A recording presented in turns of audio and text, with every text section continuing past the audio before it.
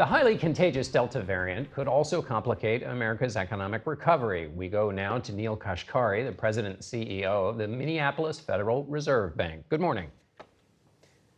Good morning, John. Let's start with the Delta variant. What effect do you think it's having on the economy? Well, it's really it's creating a bunch of caution. Right now we have 7 to 9 million Americans who are still out of work that we need to get back into the job market. We believe that they're out of work because they've been nervous about COVID, because of childcare issues, because of these enhanced unemployment benefits. So I was very optimistic the fall would be a very strong labor market with many of those Americans coming back to work. That's still my base case scenario, but if people are nervous about the Delta variant, that could slow some of that labor market recovery and therefore be a drag on our economic recovery. So the sooner we can get people vaccinated, the sooner we can get Delta under control, the better off our economy is going to be.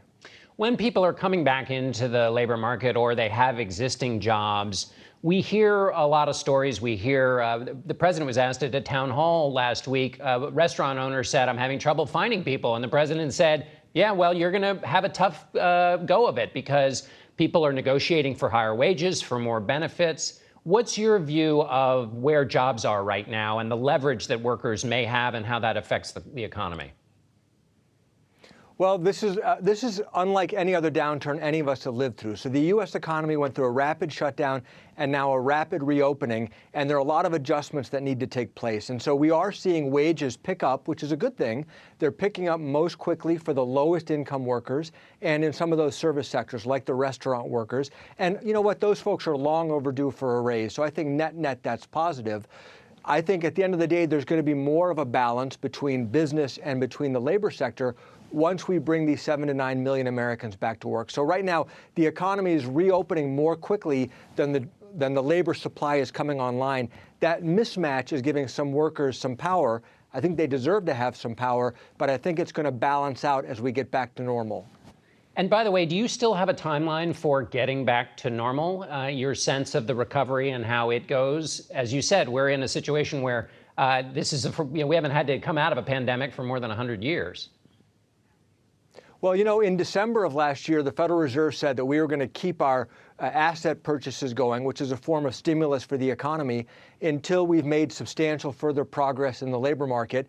We're about a third of the way back from where the hole was in December. So we've made progress, but we are still in a deep hole. I mean, 7 to 9 million Americans should be working right now if the pandemic had never happened. So that's a lot of Americans that we need to put back to work. And that's what I'm very focused on, how quickly we can get them back. The last recovery took 10 years to put everybody back to work. We cannot have another 10-year recovery.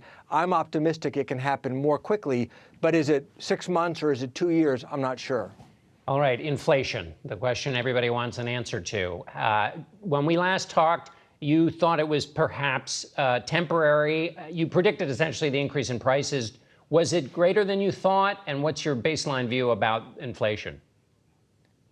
It was greater than I thought, but my baseline view is still that it's temporary. We're seeing a lot of inflation in a few sectors of the economy that are closely tied to the pandemic. So we're seeing most of the inflation in the auto sector and in travel and transportation, so hotels and things and airline tickets and rental cars. But we're not seeing broader inflation across the economy as a whole. And some of it is just math. Prices fell a lot last year. They're bouncing back. So the inflation readings look really high. If you look across a 2-year measure, inflation is around 2.3 or 2.4%. So I still think it's transitory, but we're paying very close attention. And financial markets are signaling that they think long-term inflation is solidly in check, anchored at around 2%, which is where we want it to be.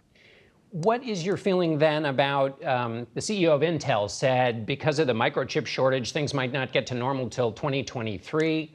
This week, Anheuser-Busch said Budweiser is having trouble because of supply issues. Caterpillar, the heavy equipment manager, is worried about it. Procter & Gamble said they're going to cost, it's about $2 billion in additional costs. There's a lot of the housing sector is having trouble because of supply issues. Those are a lot of different sectors that seem to be having issues with supply. Isn't that an inflation worry? It is an inflation worry, but I think in most of those cases, the expectation is those supply chain issues are going to get worked out. Remember, a year ago, we couldn't get toilet paper. Now, if you go to the grocery store, the shelves are full of toilet paper. Lumber prices skyrocketed. Now they're falling back down to earth. So these price increases are real. I'm not dismissing that. But a lot of these supply chain issues, I mean, this is the market at work as businesses are trying to work out their issues and become more efficient. And this is why it goes back to the virus. As the Delta variant is spreading around the world, it's creating issues all around the world in a lot of our global suppliers. So the more we can do to get control of the Delta variant, the more quickly we're going to be able to resolve many of these supply chain issues. Final question. Give people a template for thinking about the debate we're about to have here in Washington about spending. Senator Manchin was just on saying he's worried about the effect on the debt and deficit. The White House says unless this money is spent building American jobs, American growth won't be what we want it to be. How should people think about federal spending and this question of the debt and inflation? Well, long-term interest rates for U.S. government debt are very, very low. That signals that investors around the world have a lot of confidence in the U.S. economy to support that debt and to grow over the long term.